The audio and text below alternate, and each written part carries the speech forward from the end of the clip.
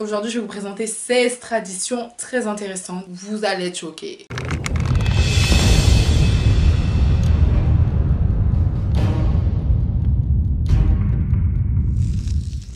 Numéro 1. Kidnapper votre marié. Quand un homme veut épouser une femme, il la kidnappe. Des membres âgés de sa famille vont demander au père de la fille sa main en mariage. Et si le papa est d'accord, il bat le prétendant en signe de son acceptation de l'union.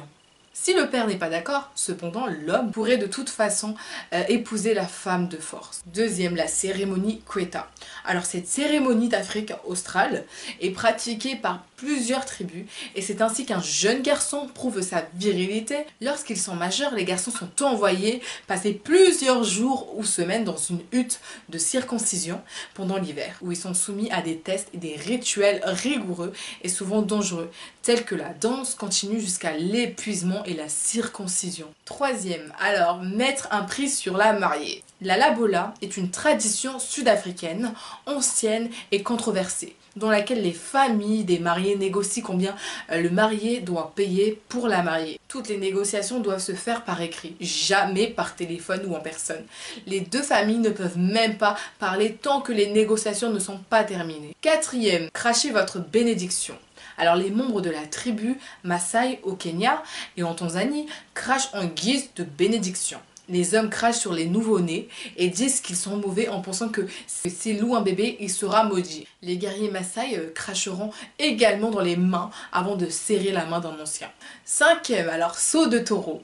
Alors afin de prouver leur virilité dans la tribu éthiopienne des Amers, les jeunes garçons doivent sauter, courir et atterrir sur le dos d'un taureau avant de tenter de courir sur le dos de plusieurs taureaux. Ils le font plusieurs fois et généralement nus. Sixième, le marié porte un voile. Alors les Touaregs d'Algérie font partie d'un groupe plus large de Touaregs, de langue berbère. Dans leur culture, les hommes portent le voile presque tout le temps. Cependant, ils peuvent enlever leur voile à l'intérieur des comptes familiaux ou en voyage. Septième, alors les femmes ont leur propre maison. Alors dans la tribu, jouant en Côte d'Ivoire, chaque femme a sa propre petite maison dans laquelle elle vit avec ses enfants jusqu'à ce qu'ils soient en âge de déménager. Les enfants ne vivent jamais avec leur père. Huitième, les femmes ne peuvent pas pleurer les aînés. Dans le sud-ouest de la République démocratique du Congo, la tribu Soukou honore les ancêtres et les anciens lorsqu'ils meurent avec une cérémonie organisée dans la clairière d'une forêt. Ici, des cadeaux et des offrandes sont apportés, mais les étrangers et toutes les femmes sont interdits d'y assister. Neuvième, alors les fils sont élevés par leurs oncles. Alors lorsque les garçons atteignent l'âge de 5 à 6 ans dans la tribu des Sango du nord de l'Angola, ils sont envoyés vivre avec leurs oncles du côté de leur mère. En effet, les chefs héritent de leur position par des lignées matrilinéaires. Dixième, alors la richesse est mesurée par les vaches. Dans la tribu Pokot au Kenya, la richesse est mesurée par le nombre de vaches d'une famille. La plupart des Pokot sont soit des gens du maïs, soit des gens de vaches, ce qui signifie que c'est ce qu'ils cultivent sur leur terre. Mais tous les Pokot mesurent leur richesse par des vaches. Le nombre de femmes qu'un homme peut épouser est déterminé par le nombre de vaches dont il dispose. Onzième, alors vivre avec des animaux. Alors les Maasai du Kenya et de la Tanzanie ont des politiques strictes contre l'abattage des animaux sauvages. Ils élèvent du bétail et du bétail, mais laissent les animaux sauvages intacts. En fait, chaque clan est associé à une espèce sauvage spécifique, qu'ils gardent souvent près d'eux et traitent comme un membre du clan. Douzième, crème solaire rouge. Alors les Imba du nord de la Namibie recouvrent leur peau d'un mélange de graisse de beurre et d'ocre, un pigment naturel de terre contenant de l'oxyde de fer pour se protéger du soleil. Pour cette raison, le peuple Imba semble souvent avoir un teint rouge. Treizième, chasseurs-cueilleurs.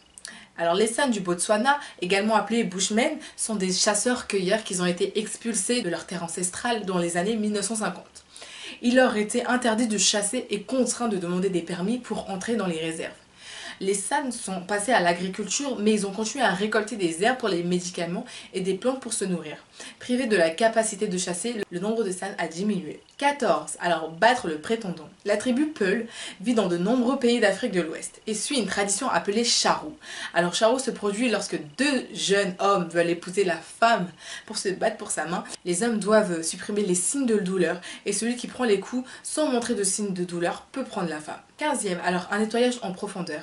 Le peuple Shewa est l'un des plus gros groupes autochtones de Malawi, mais vit dans toute l'Afrique centrale et australe. Lorsque Lorsqu'une personne meurt, une tradition familiale consiste à emmener le corps dans les bois et se trancher la gorge et à forcer l'eau à travers le corps pour le nettoyer. Ils le font en pressant l'estomac du cadavre jusqu'à ce que ce qui sort par l'arrière soit clair. On finit avec le 16e, l'étirement des lèvres.